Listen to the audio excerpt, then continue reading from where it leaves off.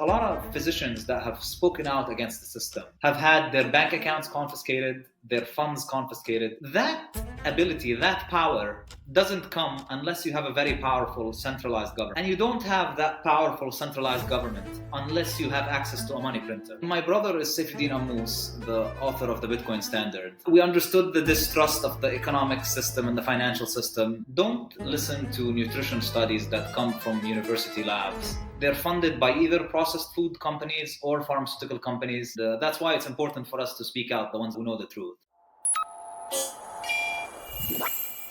Welcome to the Bitcoin RX podcast. This is your host, Nurse Ralph. Today, I got with me Dr. Ammous, who's going to help me give you a weekly dose of, anti-fiat medicine so you don't die from fiat disease. Dr. Ammous, how you doing, man?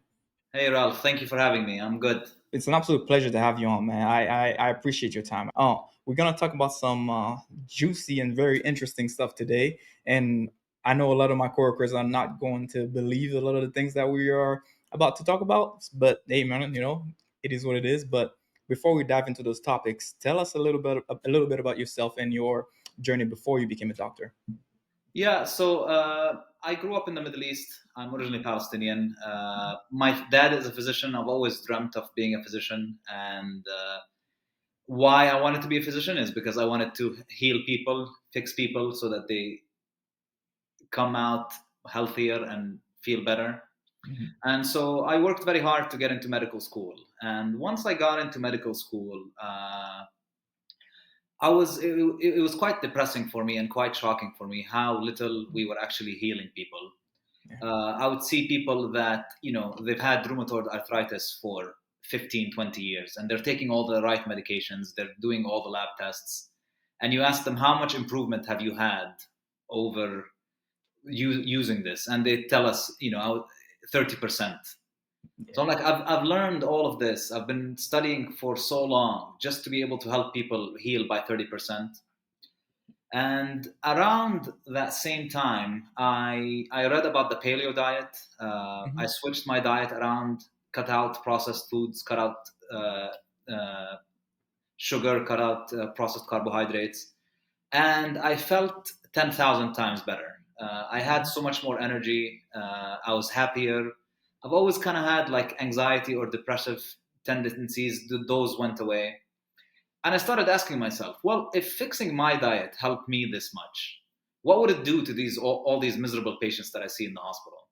Mm-hmm. And so I ended up just reading online about people who've fixed their diet and healed all sorts of conditions. And that got me wondering, well, why don't they teach us that in medical school? And that's when I kind of understood this entire fiat corrupt medical system. Yeah. And did Bitcoin come into the picture before you found out about that or after? Yeah, so my brother is Ammous, the author of the Bitcoin Standard. Yeah. So he was he was kind of discovering Bitcoin and discovering fiat around the same time I was in medical school, and we lived together at that time. So it was Mm-hmm. kind of all happening at the same time. We understood the distrust of the economic system and the financial system, and that led us to kind of distrust everything else. And that's when I started learning about the medical system. And I see. Interesting. Let's dive into the first topic, seed oils, actually, because the first 30 years of my life, I did not know how dangerous seed oils were gonna be for my health, and I'm 32, so yikes. Can you tell my audience why seed oils are bad for us? When did that even come into the picture, and what are some alternatives that people should be using? yeah, it's And excellent question. of course, I just want to tell my audience, none of this is medical advice. Just do your own research, but Yes, we'll yes. put the information out there. Yeah, so vegetable seed oils, those are oils that humans produce from the seed of plants. So think of it evolutionary. Seeds are not meant for us to eat. The plant makes the seed because it wants to spread it somewhere else, or it wants us to eat it and then poop it out somewhere else so that it grows.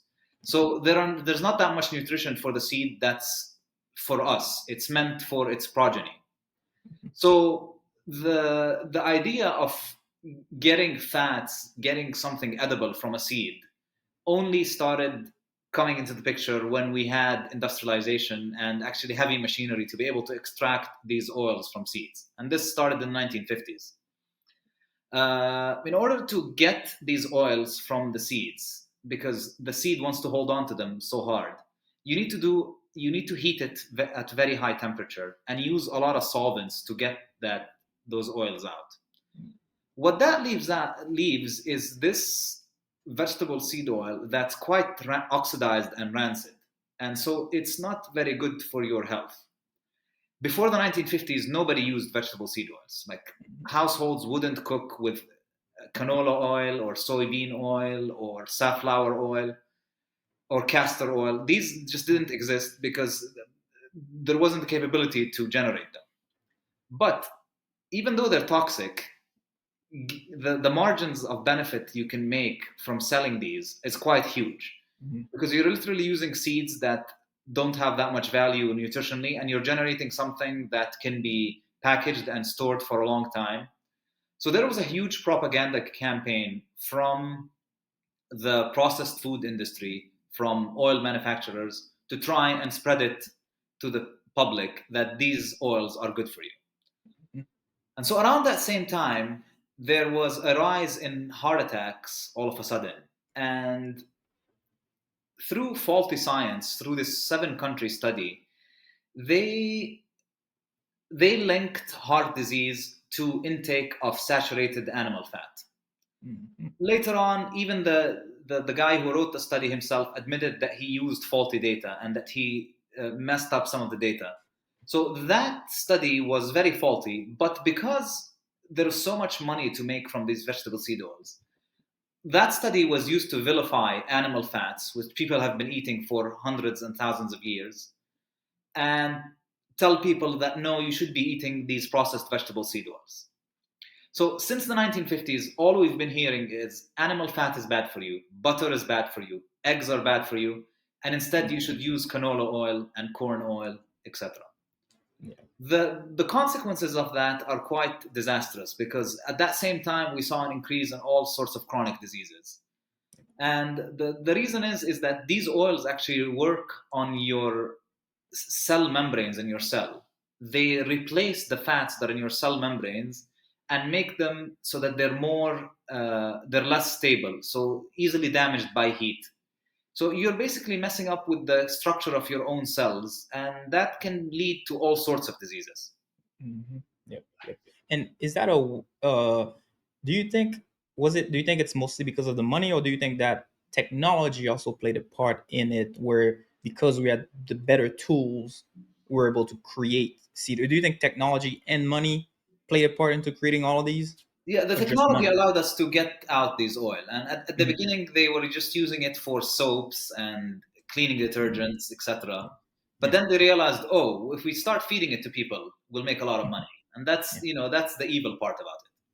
Yeah. Oh yeah. That's unfortunate. It's not. It's kind of scary now to like walk in the store and just seeing like everything is just nothing but obviously vegetable seed oils. It's just, oh man, I like, I go to the store now and I only look at two different sections: the meat and some of the fruits, and I'm like, okay, that's it. I'm walking out after that.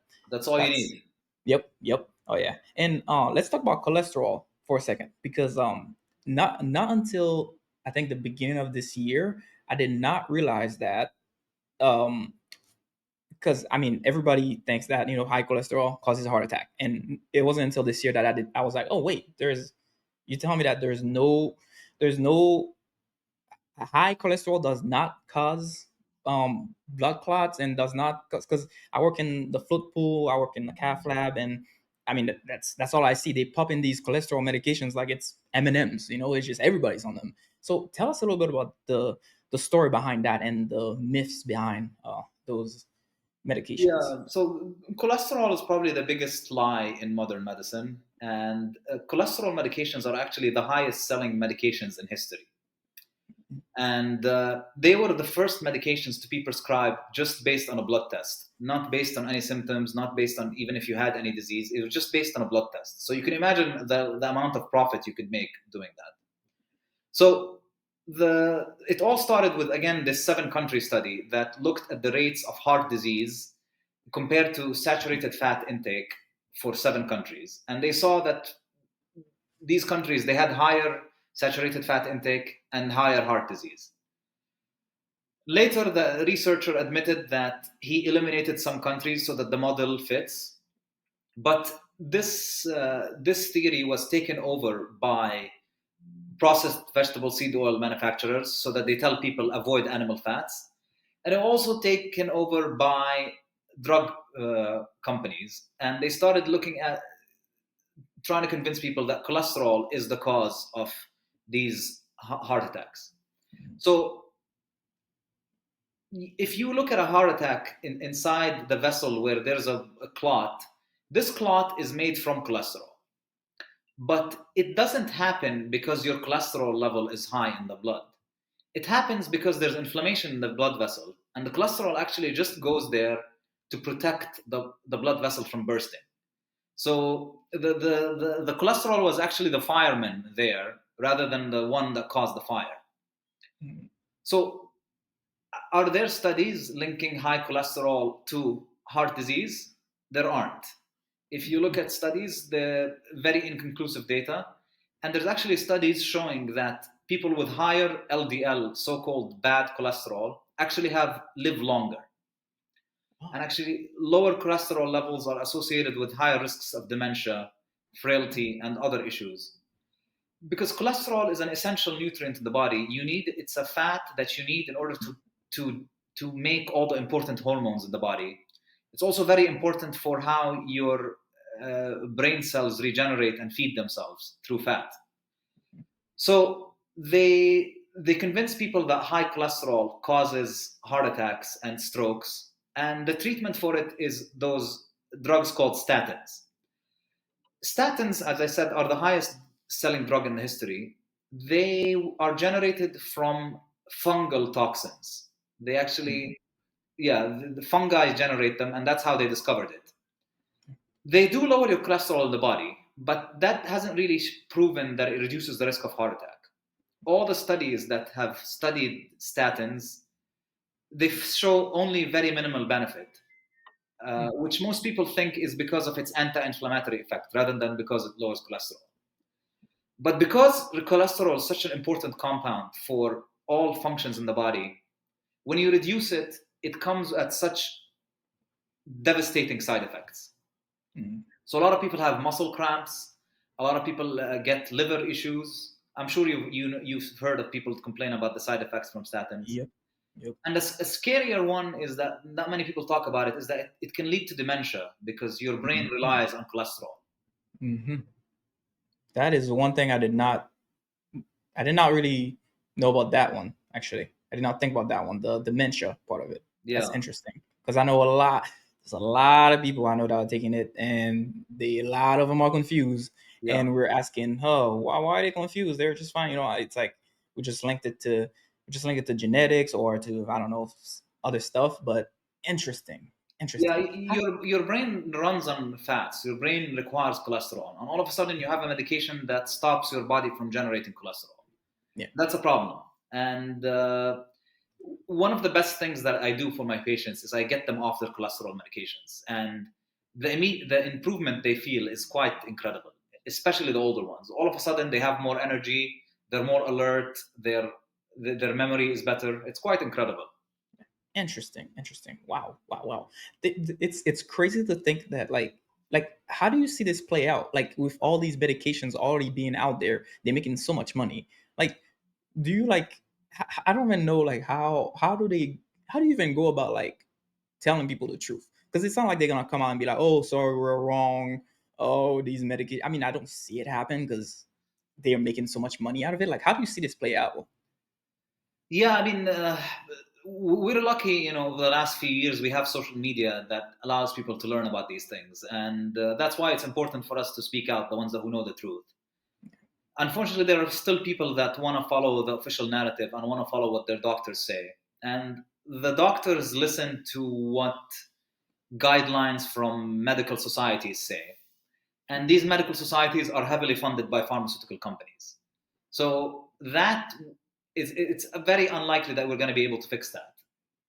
We're just going to have to create a better alternative where people actually get the truth that's not driven by pharma greed. Yeah, I see.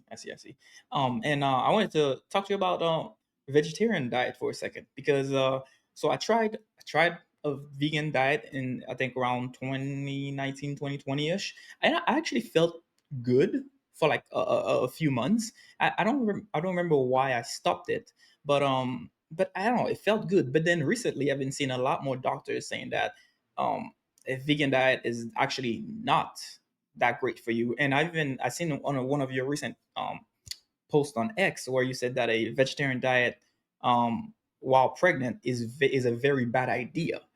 Yes. And now, I mean, I haven't dove into it too much, not yet. But like, can you tell us a little bit more about why a vegan diet is not that great for us actually?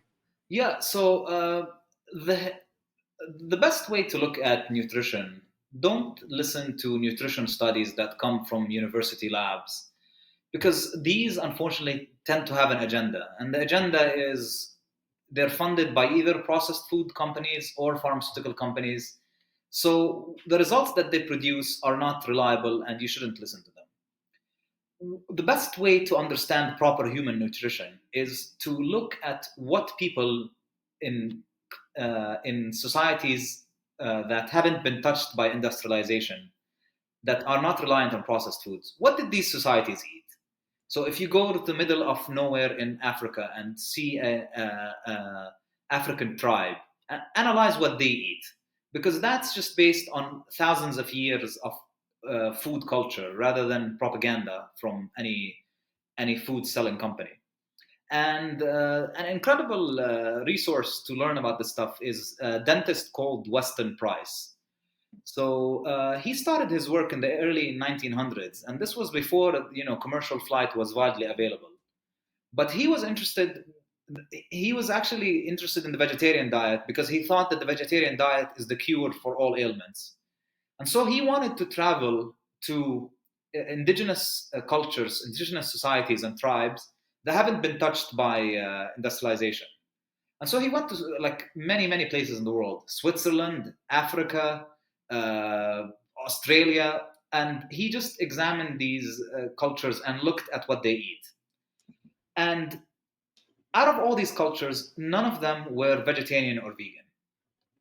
In fact, the staple of the diet, all these cultures, what they had in common is that the staple of the diet was animal protein and fat. And this was without exception. It was either fish, it was either meat, it was either chicken, it was some sort of meat and fat, depending on what that society had there. And he actually saw that these societies actually liked animal fat and liked animal protein. And Mhm. so he kind of, and because he's a dentist, he noticed that they all had such good healthy teeth. And Oh, healthy teeth are a symbol of how healthy your body is. So they all had incredible health. They didn't have all these chronic diseases that we have these days. So the main problem with the vegetarian diet, a lot of people, it helps them at first because usually they come to it from the standard American diet, which is all processed food, it's all soda, it's all chips, it's all that crap. Once you cut out that stuff, you're going to feel an improvement regardless of what you start eating. It's a good diet in that it's cleansing to the body, but over the long term, vegetable protein is not equivalent to animal protein in the way the amino acids are the amino acid profile. So you don't get the complete amino acid profile from plants. yep. So you have to kind of combine, say, rice and beans. Mhm. But in order to get enough protein that way, you have to eat huge quantities. So you're gonna have to be spending all your time eating, and it's a drain on your digestive system. And so you're draining energy out of yourself to try and get this protein. And also, we cannot live without animal fat. We need saturated animal fat in order to prosper. We need cholesterol in order to prosper. And so that's why vegetarians, they might do well for a year or two or three or five, but eventually it starts to catch up on them. Yeah, interesting. Yeah, that is true. Yeah, because you're right. Like I did notice a difference when I first started, but then I stopped. I really don't remember the reason. I wish I like kept track of it, but okay, very interesting. And also while we're at it, I wanted to talk about let's talk about a carnivore diet actually, because I also tried this um three for 3 weeks, and shockingly, so carnivore diet feels like it feels like buying Bitcoin for the first time, because it's like, because we've been told that, oh, if you eat too much red meat or whatever, you're gonna be at higher risk of having heart attacks, or all a bunch of nonsense. And I'm like, so like when I first tried it, I was kind of afraid. I was like, oh my god, like what if something happens? And then I did it for 3 weeks and I actually lost 7 pounds ish. I was like, wow, and I felt amazing as well. So, like, tell us a little bit about the carnivore diet. Actually, is there a group of people that should not be doing it as well? Yeah, so the carnivore diet is basically where you only eat meat and meat products. So there are people that just thrive on eating steaks and ground beef every day, and they don't need anything else. They just drink water and eat meat. And I did it for 2 years. It Mhm. works for a lot of people. I felt amazing at the beginning, but I also don't think that it's for everyone. Just depending on how your metabolism works, depending on how your digestive system works. Some people benefit from some carbohydrates, and so for me personally, I just eat some fruits with it, and it's helped me feel a lot better. It's very important when you're eating fruit is to eat something in season. You don't want to be Mhm. eating, mangoes in December in New York, because you wanna eat something from your own environment, because the way your metabolism works is based on the sun and light and weather that you're exposed to. So if you're eating a mango in the cold, your body is less able to metabolize it well. Mhm. Okay. So a lot of people, they have issues with fruits and say with fruit sugar is because they're eating it out of season. So that's one thing. The carnivore helps a lot of people who have metabolic issues because it turns them into a more ketogenic metabolism, which helps with a lot of medical issues. It's definitely not a long-term solution for everyone, but for a lot of people with autoimmune issues who want to lose weight, it can be very helpful. Yep. I see. And so like I haven't like done a whole lot of research about it, but like based on what I've seen so far, on just from scratching the surface, the almost like the cure to diabetes, I've seen like it's like a low carb keto diet or a carnivore diet could actually help improve your insulin levels like tremendously. Do you agree with that statement or not? Yeah, of course, 100%. I mean, Yeah. what we call a standard diet now is a high carbohydrate diet. Hmm. Most societies, most people, our traditional diet was very high in protein and fat. And this again goes to the debasement of our money that happened in, the 20th century. And a lot of the policies of the US government was to try and hide up how much money printing is happening and to try and hide up inflation. So all the dietary guidelines started changing in order to shift people to eating food that's less costly so that they don't realize the rise in food costs that's happening. And the book, The Fiat Standard, talks about that very well. Yep. Agreed. And I wanted to transition to the sun real quick. Actually, let's talk about the sun, because that's actually something that's actually very important for us. But we're told a bunch of lies, and I also want you to help me so that I can finally win my first argument against my wife, because she always tells me to put sunscreen on, and I'm always like, no, I'm good, because she's like, even black people get sunburned. I'm like, nah. If I'm hot, I'm just gonna go in the shade. I'm good. So, can you tell us some of the Yeah, most misunderstood things about the sun, and also the scams behind sunscreens as well? 100%.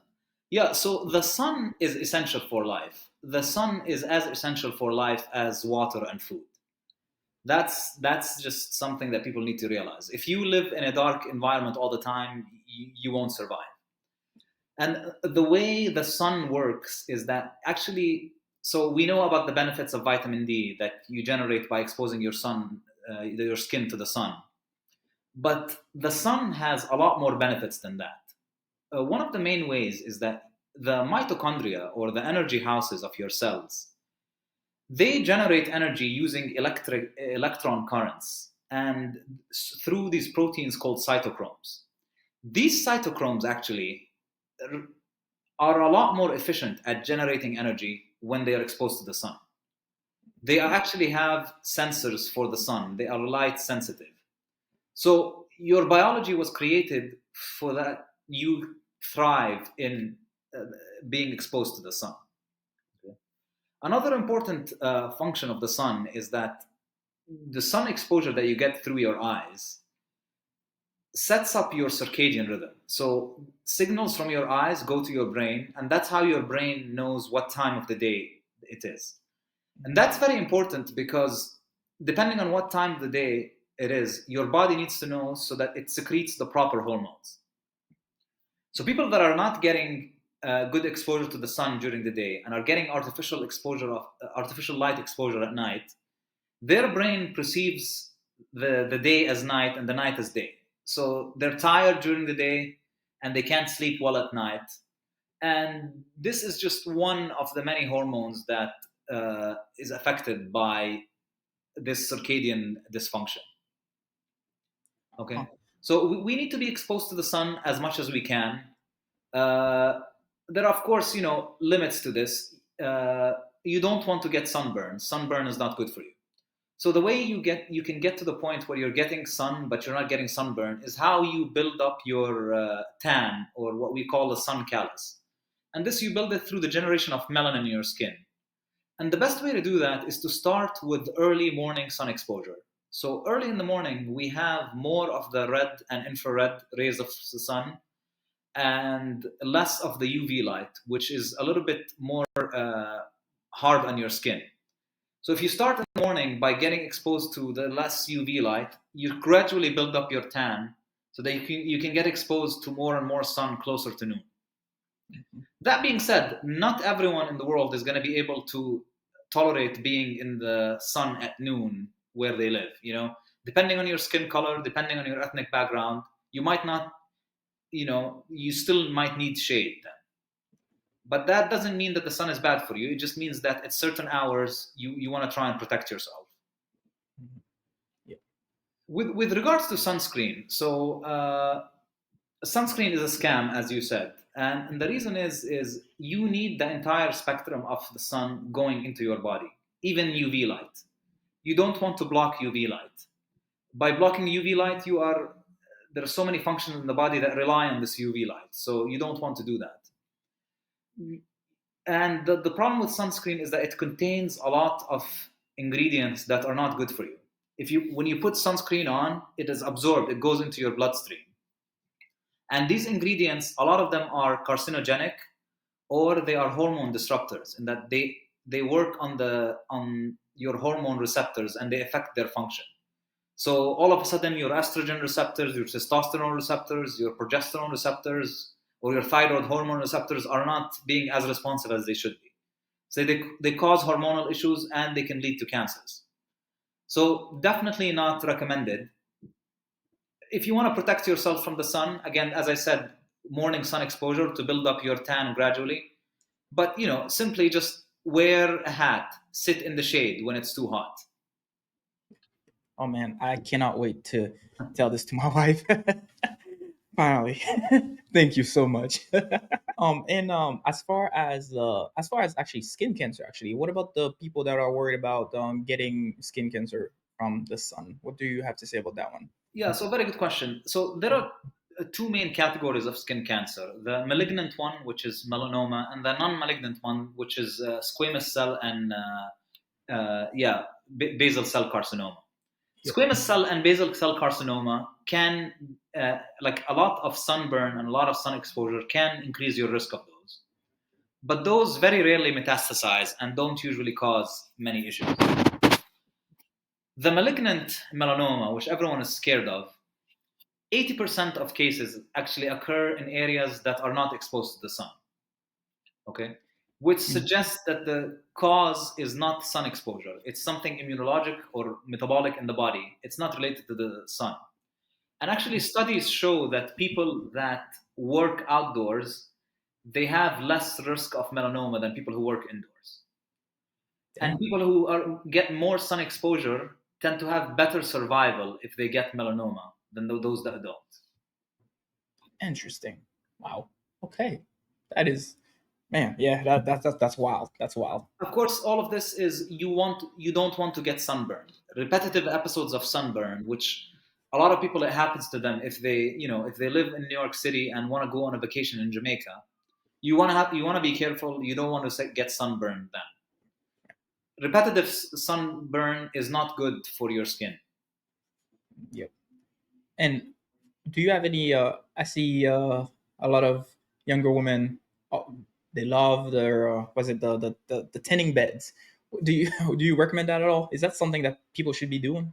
It depends on the tanning bed and Hmm. the type of UV that it produces. Hmm. You want to be careful. Like it has to be a specific frequency and a specific type of UV light.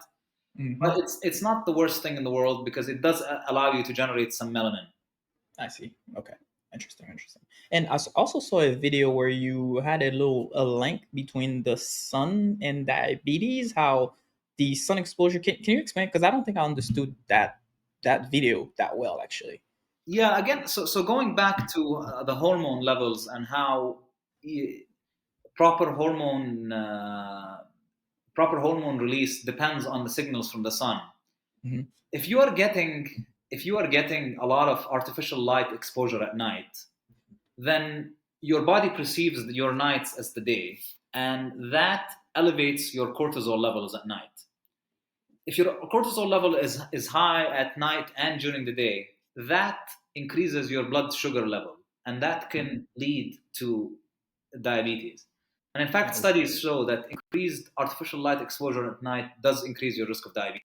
So people who work night shift, do you have any like what do you think would be best for them to like help regulate their sleep and get and maximize I guess their sunscreen? Or is that like a lost cause where it's like, hey, you either switch to day shift or your life is basically going to be, terrible. Yeah, it's not ideal. It's not ideal. If Yeah. you have to do it for a short period of time, do it. Yeah. Over the long term, it's not good because Yeah. just so much of our biology is dependent on proper circadian rhythm in tune with the sun.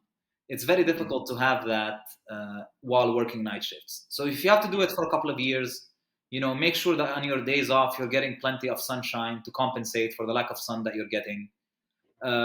Try and make your sleep as dark as possible when you are sleeping during the day. But it's definitely not something I recommend for the long term. Yep. Yep. Yep. Fair enough. Fair enough. And let's transition to salt and blood pressure for a quick second because a lot of people still think that salt is a major cause for blood pressure, but recently found out that it's actually not true. Can you tell us about the links between those two, actually? Yeah, so it's very interesting. First of all, salt in traditional societies, salt was very precious for people. People used to use salt as money because it was that precious, and societies that had access to salt were always healthier, and they used this salt in trade, etc. And people knew that it was very important, not just for the flavor of food, but for its health benefits. Uh, the data on blood pressure, the link between blood pressure and salt, if you actually look at the studies that have analyzed this, there's no clear link that if you increase your salt intake, that increases your blood pressure. In fact, in 30% of people, it causes an increase in blood pressure. In 30% of people, in the other 30%, it actually lowers blood pressure. And in the other 40%, it has no effect. Mhm. So blood pressure, salt is not the cause of elevated blood pressure. And what going on a low salt diet, which we unfortunately in modern medicine recommend all the time, the problem with that is your body requires salt for almost all of its functions. All your cells work on salt gradients and sodium and potassium channels. So if you cut out the salt, the body is going to try its best to preserve all the salt in so that you don't lose it. And this can actually increase your blood pressure. This can actually lead to issues with the nervous system. This can this can lead to cognitive decline because you put yourself in a stress state to try and hold on to the salt. So a lot of the advice to lower salt intake might actually be harming people more than helping them. What's your argument against like the some of the I guess the doctors or other healthcare people that are gonna say, oh well, since 1971 our life expectancy has been increasing, right? Like, so how come we've made progress in a way, but at the same time we've, I don't know, like, Yeah. so So what is medic? Oh yeah, go ahead. most of the improvement in health in life expectancy didn't Mhm. come from medications or from surgeries or from chemotherapy or from vaccines or the actual the actual improvement in life expectancy happened because of changes in uh, society in the environment. So we have better ability to handle sewage. We have Mhm. better access to fresh air. We have our living quarters are no longer as crowded as they used to be. We're no longer living beside animals that are pooping all around us. All of this. So that was the major cause of improvement in life expectancy since the 19th century. Do you find it hard for you to be a doctor and to practice now that you know all of this, Yeah, I find or it very, very difficult. I mean, mm, I learned a lot of this when I was in medical school, and a big part of me wanted to quit, unfortunately. yeah, But I stuck with it because I know that the credentials do make a difference. And right now, I am hoping that, you know, because I have the credential, people are gonna believe that, I've done the work, I've studied what the traditional doctors know, but this is what I believe, and this is where I think the truth is. yeah, yeah. And how do you think? What do you think? What do you think Bitcoin is gonna do, and how do you think Bitcoin helps in, I guess, in healthcare actually? Yeah, very good question. So, I mean, the best part about Bitcoin is that it's opening people's minds to the fact that the status quo and the mainstream narrative might not be all that correct and all that true. And so that's the first step where a lot of Bitcoiners are starting to understand how the medical system is ineffective, and it's because Bitcoin opened their eyes onto things. Another important part of this is Bitcoin is a peer-to-peer payment method. So if you want to pay someone, you don't need a third party involved in the middle. Why? Because a lot of physicians that have spoken out against the system, including in the COVID pandemic and before that, have had their bank accounts confiscated, their funds confiscated, etc. So now, if you believe in someone's message, you can just send them money directly, and that will allow them to prosper based on what the one who's paying them is benefiting, rather than what a centralized authority believes.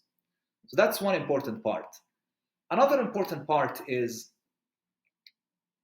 a major issue that we have in healthcare in the United States is that all these small clinics are being taken over by huge medical groups, and that is with a lot of bureaucracy. So all doctors are spending their time handling paperwork, going to meetings to talk about profits, etc., rather than sitting with their patients. And it's not helping the patients or their doctors. And the reason why all these small clinics and groups are being taken over by big groups is that big groups have easier access to loans. It's easier for them to get loans, cheap loans. And that is very necessary these days because of such high inflation that's happening from all the money printing. So once that happens, then things are going to get smaller again. Once we get rid of the fiat money printer, things are going to get smaller again, so that we get back to, a doctor can run his own clinic, and he's not reliant on big corporations and their loans, etc. A third and very important part is all of this. The modern medical system as we know it started in 1910 with this guy called Abraham Flexner, who wrote something called the Flexner Report. So the goal of the Flexner report was to standardize medical education. But what later we found out is that Flexner had ties with the pharmaceutical industry. And his report was basically a way to make sure that all medical schools, all they teach from now on is just pharmaceutical based medicine. Mhm. And so any medical school that was teaching alternative modes of healing, which at that point weren't alternative, they were part of traditional treatment that people went to. So a lot of the osteopaths, a lot of the naturopaths, a lot of the chiropractors, homeopaths, all of these medical schools will shut down. So 60% of medical schools in the US were shut down in the early 20th Wow. century. Yep. And the only medical schools that survived were the ones that taught pharmaceutical based medicine. And this is why at this point we assume that a pill is the answer to every cure, is the cure for every problem. Before that, that wasn't the case. The ability to dictate what people teach in their medical schools and what doctors prescribe and how they treat their own patients, that ability, that power doesn't come unless you have a very powerful centralized government. And you don't have that powerful centralized government unless you have access to a money printer and access to unlimited money. And that's why Bitcoin is so important. Yeah. Oh yeah. Wow. Yeah. Nice. Nice. It almost makes me feel like very, very hopeful that the future and like, my kids' future are gonna be like, way better than us right now. So yeah, that's amazing. That's amazing. Anything else that's important that you think my audience should know about medicine or life in general, actually, that we did not discuss, actually? Yeah, I mean, just main thing is my motto is I get people healthy without pills. Yeah. The answer to your medical issues is not a pill.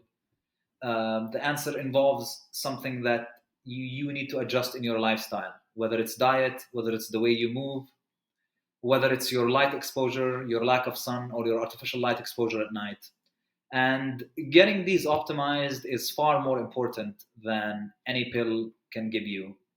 And everyone should be interested in learning about these things and improving their own health. Yep, yep, yep. And are you taking any new clients by any chance? Because I don't have a primary care provider right now. Yeah, I mean, you can. I do online consults if people are Yeah, interested. nice. You can find me on ammousmd.com. Nice, nice, nice. Oh yeah, yeah. I try to. I don't know. I mean, not everybody. I mean, even I myself as a nurse, I don't even take Tylenol. I don't take anything. I'm just like, I try to do it all natural if I can. And I don't even have a primary care provider. I'm just like every single time I've went to the hospital, I've been misdiagnosed, and I don't know. I just try to stay away from those places. But no, I will probably check it out when I need some help for sure. I appreciate it. And I don't want to end it on all I don't want the podcast to be so depressing. So I just want to ask you a couple of fun questions before we end. Sure. What do you do for fun actually? Yeah, so I mean, I like to be outside as much as possible. I Yeah. like hiking. There's Yeah. a lot of hiking here in New England, so I like doing that. Nice, nice, nice. I like to travel whenever I can. And Nice. just being active, taking walks outside. I think walking is a very underestimated form of exercise. I think more people need to be doing that. It's Yeah. great for your body, great for your mental health. Yep, I agree. I agree. I agree. And actually, I wanted to ask you: do you and your brother ever had anything that you used to compete against each other for in the past? Yeah, I mean, he's a little bit older than me, so we kind of Yeah, like it was a very different age group. But yeah. I don't know. We play soccer together, so he's much Oh, better than I nice. am. So Yeah, yeah. Nice, nice, nice. What position did you used to play? I was a goalkeeper, but Oh, okay. Yeah, sometimes a nice. defender too. He's more of Yeah. like a midfielder. So Oh, nice, nice. do Oh, you yeah, that's play? nice. That's nice. Yeah, I do. I do. I'm a midfielder, outside back. Yeah, oh yeah. Nice. I've played my whole life, and yeah, I coach on the side as well. So Very I nice. enjoy soccer. So yeah, that's like my if it wasn't for nursing, I probably would go coach somewhere, and that's my passion really. So yeah, I love What that. kind of I love nurse that. are you? I used to be a float pool nurse, then work in a cath lab, and now I work in detox. and we just Okay. help people with like drug and alcohol addiction. It's a lot less stressful, but it is night shift, so I do need to get off night at some point. So Yeah. yeah, but it's not bad for now. It's a different type of nursing because it's not it doesn't feel, because like how sometimes like when you're in the hospital, like I'm giving a patient a medication. I'm like, man, I'm giving you this.